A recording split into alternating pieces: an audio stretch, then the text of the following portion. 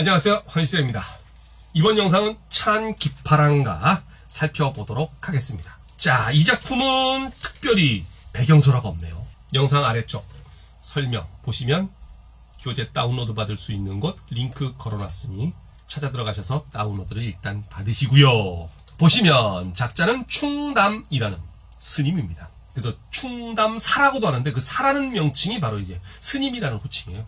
충담 스님 이런 뜻입니다. 연대 신라 35대 경덕왕 때 이때 참 많은 일이 있었죠. 경덕왕 때 우리 고유어, 이름, 지명, 관직명 이런 것들을 한자 형식으로 바꾸고 정치적으로도 굉장히 불안정했었나 봐요. 이때 그 설화 이야기 삼국유사 기록을 보면 해가 둘이 나타나고 막 어쩌고 저쩌고. 자, 형태는 19채 향가 서정시고요. 성격은 추모적이고 찬양적이고 서정적이다. 출전은 역시 삼국유사 두 번째 권. 주제는 기파랑을 추모한다. 기파랑을 찬양한다. 추모하고 찬양. 표현은 은유법과 상징법과 문답법이 있었다. 근데 이 문답법은요, 양주동 선생 해석으로 봤을 때 문답법이에요. 그 다음에 의 표현 기교가 뛰어난 향가 문화의 대표작이다. 그렇죠. 그래서 제망매가와 함께 그 비유, 상징 이런 것들이 뛰어난 작품이다. 이렇게 얘기가 되고 있어요. 그 표현 기교에서 고도의 상징 그리고 비유 요거 적어주시길 바랍니다. 그 의 표현 기교가 뛰어난 했을 때 그 표현 기교 밑에다가요 고도의 상징 점 찍고 비유 지조와 절개 뭐 요런 것들을 보통은 소나무에다 비유를 하는데 이 작품은 잣나무에다 비유를 했어요. 우리는 보통 소나무를 많이 알고 있지만 사실 그 논어라는 옛 경전을 보면 거기에 잣나무와 소나무가 같이 등장을 합니다. 그 왜 추사 김정희가 세한도를 그릴 때 그 세한이라는 말 자체가 바로 그거거든요. 소나무와 잣나무 나중에 추워진 다음에야 그 푸르름을 잃지 않음을 알 수 있다 하는 그런 구절이 있거든요. 논어에. 그래서 소나무와 잣나무가 예전부터 기원전부터 지조와 절개의 상징이었다는 것. 근데 많은 사람들이 소나무는 흔히 볼 수 있으니까 소나무에다 많이 비유를 했죠. 잣나무는 깊은 곳에 있거든요. 산 깊은 곳에. 자, 갑니다. 그래요. 본문 들어가 보도록 하겠습니다. 자, 처음 것이 이제 양주동 선생 해석이었고요. 그 다음 두 번째 것이 이제 김한진 선생 해독이었습니다. 이 양주동 선생 해석의 특징은 대화체로 이루어져 있다는 것. 화자가 달에게 물어봅니다. 그리고 달은 거기에 대답을 하지요. 그렇게 대화체로 이루어져 있다는 것. 만약에 요게 정설로 굳어지면 사실은 반반이지만 최초의 대화체라고 할 수 있습니다. 근데 요게 해석이 갈리기 때문에 최초의 대화체라고 딱 못을 박지 않고 최초의 대화체, 누구도 부정하지 못하는 최초의 대화체는 정철의 송미이목이죠. 열침에 열어젖히며 나토얀 달이 나타난 달, 너 흰구름 쫓아 떠가는 것 아니니? 라고 해서 앞에 세 줄, 열침에서부터 떠가는 것 아니야? 이렇게 세 줄요. 양주동 선생 해석입니다. 여기다 양 써줄게요. 1행서부터 3행까지 묶어가지고 달에게 물어봄 이렇게 되는 거죠. 지구 자전 방향이 있으니까 달은 동쪽에서 떠가지고 서쪽으로 흘러가잖아. 근데 구름도 따라가더란 얘기죠. 마침 바람도 동에서 서로 불고 있었나 봐. 그러니까 화자가 달을 보더니 달에게 물어본 거죠. 너 동에서 서쪽으로 가고 있는데 혹시 저 구름 따라 흘러가는 거 아니니? 라고 물어봤단 얘기죠. 자, 그럼 여기서 달 동그라미 쳐주시고 서방정토로 가는 고귀한 존재다. 요런 의미가 되는 것이지요. 달 동그라미 해가지고 서방정토로 가는, 서방정토가 극락이잖아요. 그러니까 지구 자전방향 때문에 해도 동에서 떠서 서로 흐르지, 그 다음에 달도 동에서 떠서 서로 지지, 별도 그렇게 움직이지 하니까 옛날 사람들은 그렇게 생각한 거지. 야, 모든 게 다 동에서 서로 가네. 저쪽에 뭐 좋은 게 있나 보다. 그렇게 생각했던 것 같아요. 그래서 고귀한 존재, 극락으로 가는, 흰구름 쫓아 떠가는 것 아니니? 라고 얘기했더니 이제 달이 대답을 합니다. 그게 아니고 저 새파란 나리에, 자, 새파란 나리, 이 나리가 냇물을 뜻하는데요. 요거를 또 여러 가지로 해석하기도 해요. 그 경주에 보면 동쪽에서 서쪽으로 흘러가는 물이 알천이라고 있다는 거야. 그 알천이라고 하기도 하고 어떤 사람들은 은하수라고 하기도 합니다. 그래서 거기 새파란 나리 밑에다가 알천 또는 은하수, 네, 이렇게 봐주시면 되겠고요. 그 다음에 파랗다는 색깔 때문에, 사실 이것도 좀 웃겨. 왜 웃기느냐, 달이 떠있는 밤이거든. 달이 떠있는 밤에 물이 파랗다? 이건 아니죠. 물은요, 하늘 색깔을 그대로 반영을 합니다. 밤에 보면 물은 새까매요, 사실은. 관념 속에서 저 물은 파란 물일 거야. 그 위쪽에 오염원이 없을 테니까 물이 파란색이었겠지. 낮에 보면, 맑은 날에 보면. 그래서 구름 낀다는 잿빛이란 말이야, 물이. 밤에 보면 새까맣고. 달이 이제 나타나고 있는 상황이니까 새까매야 되는데, 파란색이라고 관념 속에 있는 그 색깔을 갖다 디민 거죠. 이 푸른색이다라고 하면 이제 깨끗한 인품을 이야기하기도 하고, 이거는 냇물 때문이 아니라 새파란이라는 색깔 때문에 그렇게 되는 거거든요. 그 새파란 날이 했을 때 그 새파란 그것과 관련해 가지고 여기서 깨끗한 인품 이렇게 적어 주시고요.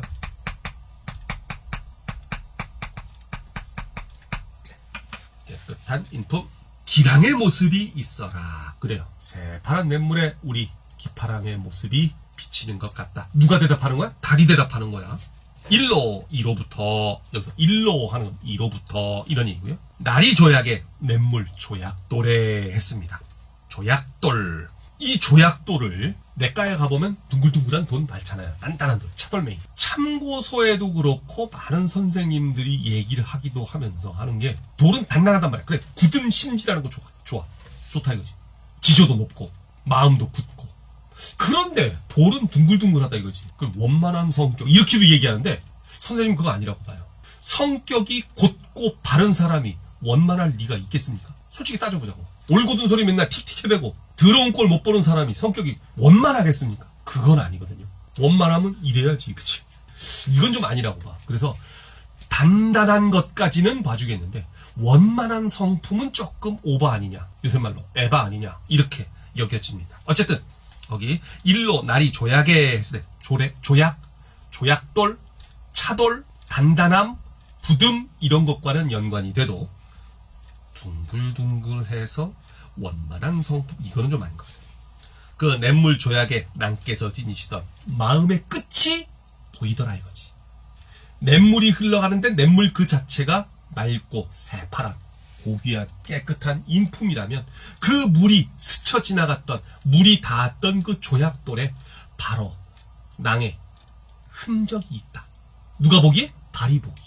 그래서 나는 그 흔적을 쫓아가고 있는 것이야 라고 이 화자에게 달이 얘기를 해주더라 이거지.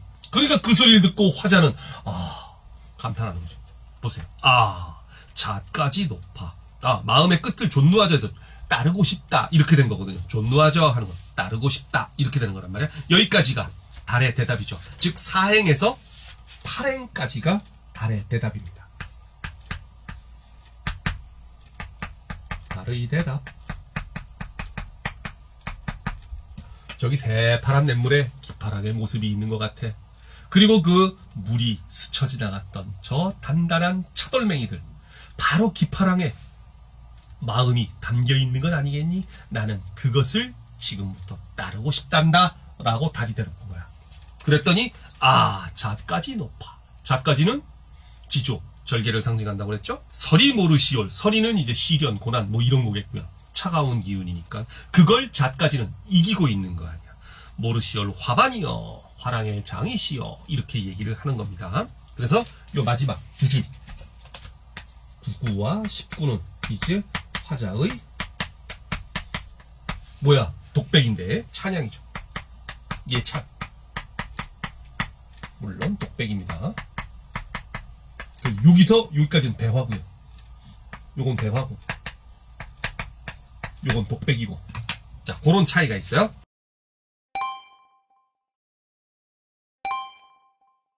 자, 그 다음에 김환진 선생 해독을 보시면요, 대충 큰 의미, 추모, 예찬, 요거는 같습니다. 그런데 해석 방식이 약간 달라요. 보세요.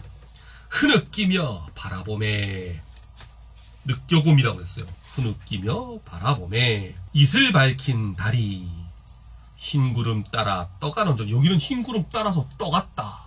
움직이는 방향이 같았다 이거죠. 언저리에 모래 가른 물가에 기랑의 모습이 올시 수풀이여. 자, 여기서는 4-4-2로 끊어지는 게 아니라 5-3-2로 끊어야 의미가 통하더라고요. 그래서 요거 김환진 선생 해독은요, 1행에서부터 5행까지, 그래서 기파랑의 부재, 그리고 그 부재에 대한 안타까움. 이렇게 되는 거야. 자, 다시 한번 보세요. 흐느끼며 바라보매 일단 안 계셔. 근데 자꾸 생각나. 이슬 밝힌 달이 흰 구름 따라 떠가는 저리에 모래 가른 물가에 기랑의 모습이 올시 수풀이여.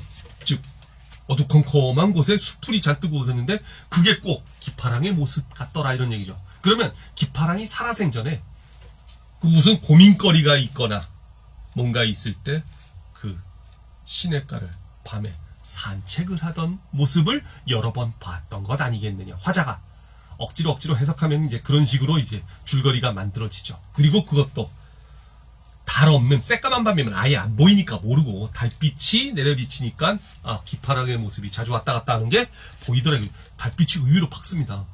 지금 도심지 사는 학생들은 그런 거 잘 모를 텐데 남학생들은 이제 나중에 군대 가서 겪어보세요. 달빛 어마어마하게 밝아요. 보름달이 뜨잖아요. 그러면 저 앞에서 한 10m, 20m 밖에서 걸어오는 사람의 표정이 보입니다. 표정이 보인 애가 웃으면서 오는지 승질나가지고 오는지 다 보여요. 그리고 길바닥에 뭐 동전이라도 떨어지면 반짝반짝 빛난다고. 엄청 밝아요. 보름달은. 반달만 해도 웬만한 건 다 보여요. 그러니까 그렇게 달빛 내려있을 때 여기저기 그 물가를 왔다 갔다 하면서 산책을 하면서 고뇌에 젖어 있는 모습을 이 화자가 몇 번 봤었던 것 같아요.